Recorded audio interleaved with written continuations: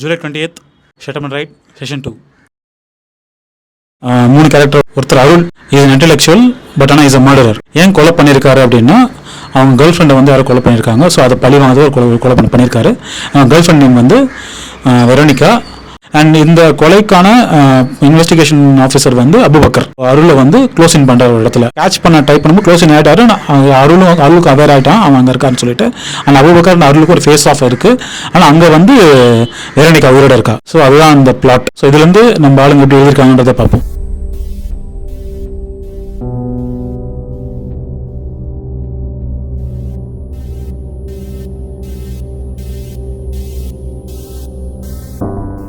Hello, my testing. Starting சீனில் வந்து ஒரு போலீஸ்கார் வந்து அவர் பைக்கில் வந்து போலீஸ் ஸ்டேஷன் வந்துட்டுருக்காரு.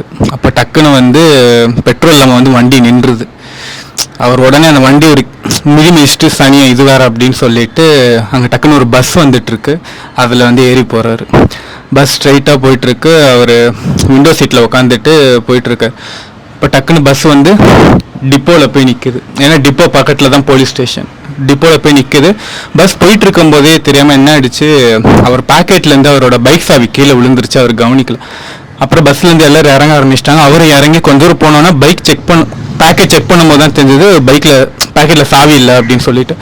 எல்லோரும் இறங்கிட்டாங்க பஸ்லேருந்து. இவர் டக்குன்னு மேலே ஏறி சாவி எடுத்துகிட்டு கீழே இறங்கி போலீஸ் ஸ்டேஷன் போய்ட்றாரு. ஸ்டேஷன் போன உடனே அவரோட கேபினில் போய் உட்கார்றாரு. அப்போ எல்லோரும் சொல்கிறாங்க, சார் இந்த மாதிரி மறுபடியும் வந்தது வந்து ரொம்ப நன்றி சார்.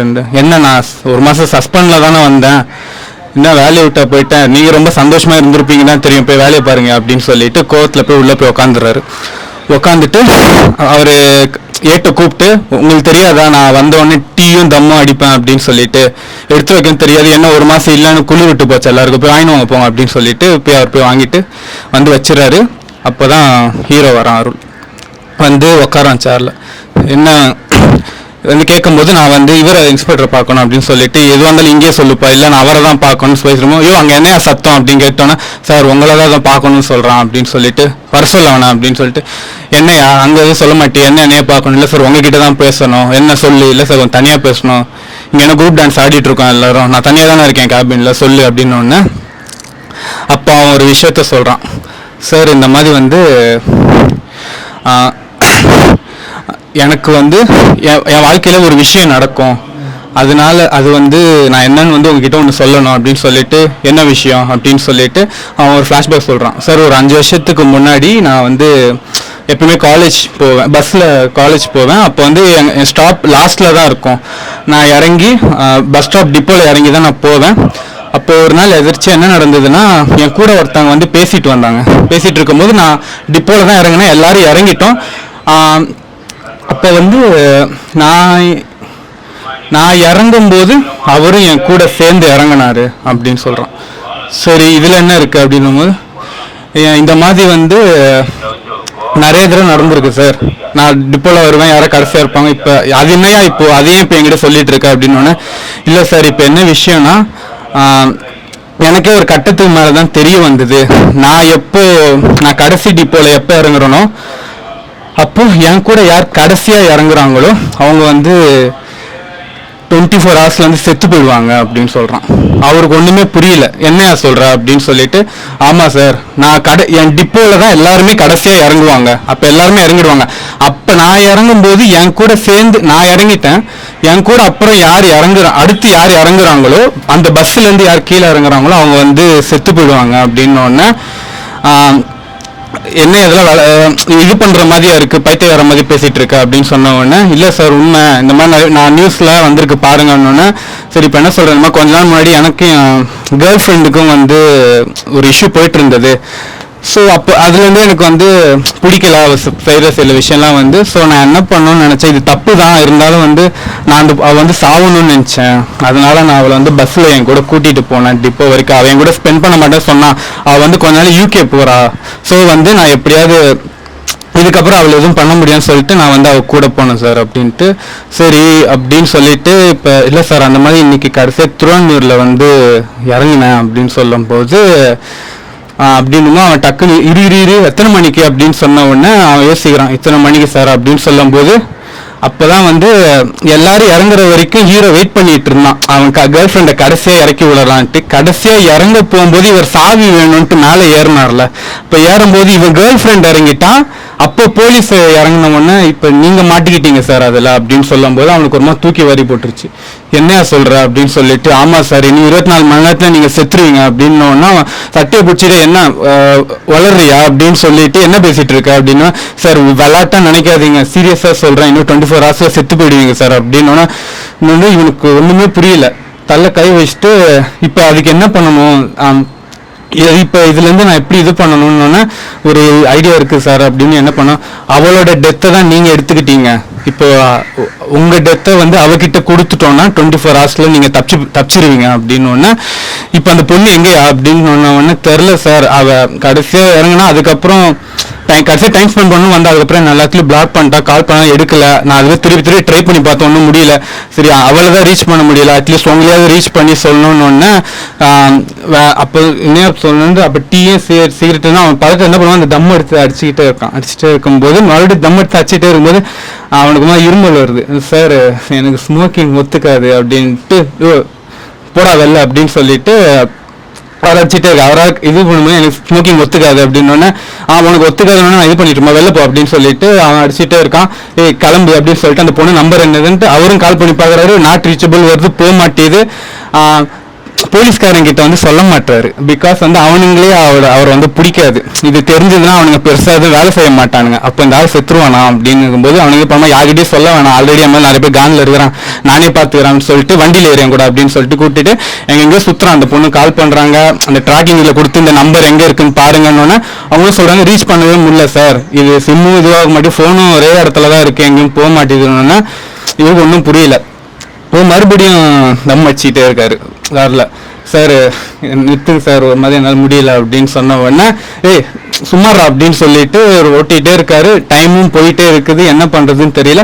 கடைசியாக அந்த பொண்ணோட நம்பர் வந்துடுது. வந்த உடனே இவன் எங்கே இருக்கா, இவன் எங்கே இருக்கா அப்படின்னு கேட்டோடனே, சார் அவள் ஏதோ ரயில்வே ஸ்டேஷனில் திருவாரூர் ரயில்வே ஸ்டேஷனில் இருக்காங்க சார் அப்படின்னு இவங்க ஸ்டேஷனுக்கு அங்கே போகிறாங்க. அங்கே போன உடனே இருட்டிடுது, அதுக்குள்ளே அவர் இன்னும் கொஞ்ச நேரத்தை சாக போகிறாரு, இருட்டிடுது. அங்கே போன உடனே அந்த பொண்ணு அங்கே நின்றுட்டு இருக்கும்போது அவர் வந்து இந்த பொண்ணை சாவடிக்கணும்னு பார்க்குறாரு. பட் இப்படி ஒரு கதை சொல்கிறானே, இது எப்படி நான் நம்புறது, இவனை நம்பி இது பண்ணுறதுன்னு யோசிச்சுட்டு இருக்காரு. இருக்கும்போது கரெக்டாக சரி டைம் ஆகட்டும், டைம் கிட்ட வரட்டும், அதுக்குள்ளே நான் சாகிற மாதிரி ஏதாவது சிம்டம்ஸ் தெரிஞ்சுதுன்னா நான் அந்த பொண்ணை கொன்னுடுறேன் அப்படின்னு சொல்லிட்டு, இல்லைன்னா நான் அவங்க 2 பேரையும் சாவச்சிருவேன் அப்படின்னு சொல்லிட்டு டைம் வந்துட்டே இருக்கு வெயிட் பண்ணிகிட்டே இருக்காரு. அப்போ தான் வந்து ஒரு விஷயம் சொல்கிறாரு, இந்த மாதிரி நான் இந்த மாதிரி ஏது பண்ணேன், இந்த பொண்ணை ஏன் சாவடிக்கணும்னு நினச்சி, எவ்வளோ பெரிய க்ரைம் தெரியுமா, மாட்டின என்ன பிரச்சனையாகவும் தெரியுமா, நீ எப்படி இப்படி பண்ணலான்னு சொல்லி திட்டிகிட்டு இருக்கும்போது அப்போ தான் வந்து இல்லை சார் எங்கள் வாழ்க்கையில் வந்து ஒரு கஷ்டமான விஷயம் நடந்துச்சு எனக்கு, அதனால தான் அப்படின்னோடனே என்ன அப்படின்னா வந்து உனக்குன்னொன்னே அப்போ தான் ஃப்ளாஷ்பேக் போகிறாங்க. கொஞ்ச நாள் முன்னாடி வந்து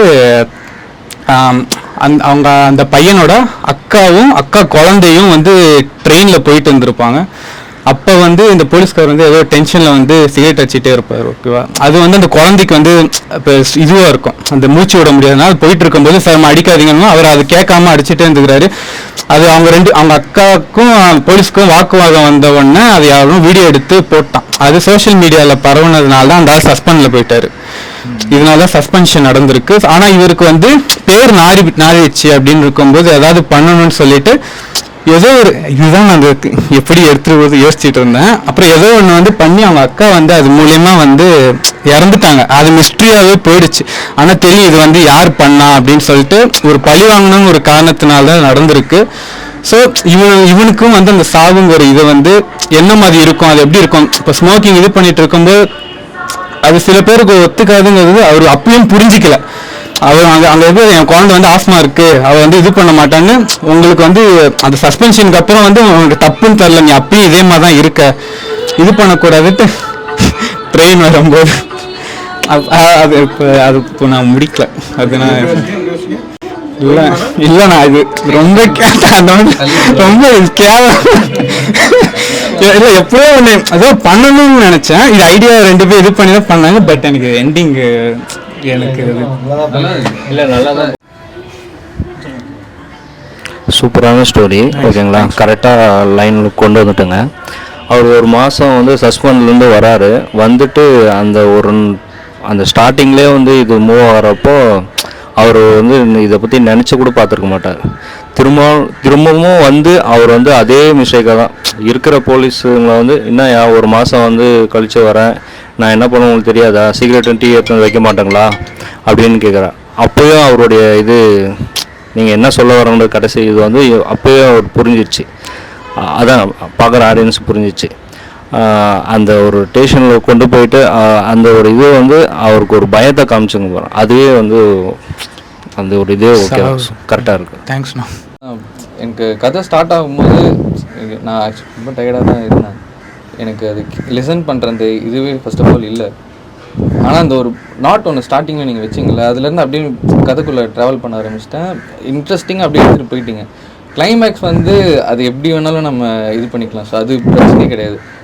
ஆனால் என்ன கன்வே பண்ண வந்தீங்கன்றது கரெக்டாக கன்வே ஆச்சு. எல்லாருக்குமே அது கரெக்டாக ரீச் ஆச்சுன்னு தான். தேங்க்ஸ். நெக்ஸ்ட் நரேஷ். கதை வந்து நரேஷனாக சொல்லும் போதே சில ஐடியாஸ் வந்துட்டு இருந்ததுண்ணா. பட் உட்காந்து இப்போ யோசிச்சுட்டு இருக்கும்போது ஸ்டார்டிங் வருமா வந்துருச்சு. அது எண்டிங் எப்படி எடுத்துகிட்டு போகிறதுன்னு தெரில. பிகாஸ் வந்து உங்கள் நரேஷனில் வந்து நீங்கள் எல்லா கேரக்டர்ஸும் எப்படி இருப்பாங்கன்ட்டு சொல்லிட்டீங்களா. ஸோ அதுக்கேற்ற மாதிரி யோசிக்க வேண்டியதாக இருக்குது. இவங்க இப்படி இருக்கணும், இவங்க இப்படி யோசிப்பாங்க அப்படின்னு சொல்லிட்டு. ஸோ கொஞ்சம் ஸ்டார்டிங் ஓரளவுக்கு வந்துருச்சு. அந்த எண்டிங் தான் இப்போது கொஞ்சம் எனக்கு எப்படி எடுத்துகிட்டு போய் முடிக்கிறதுன்ட்டு கொஞ்சம் சேலஞ்சாக இருக்குது. மிஸ்ட்ரியாக தானே எடுத்துகிட்டு போயிருக்கேன். இப்படி ஒன்று நடக்குமா அப்படின்னு இருக்கும், இது பாசிபிளா அப்படின்னு இருக்கும். பட்டு அதை நம்ப வச்சு இல்லை அது இப்படி தான் இருக்கும், இப்படி தான் அதை வந்து முடிக்கணும் அப்படிங்கிற மாதிரி எடுத்துகிட்டு போயிருக்கேன்.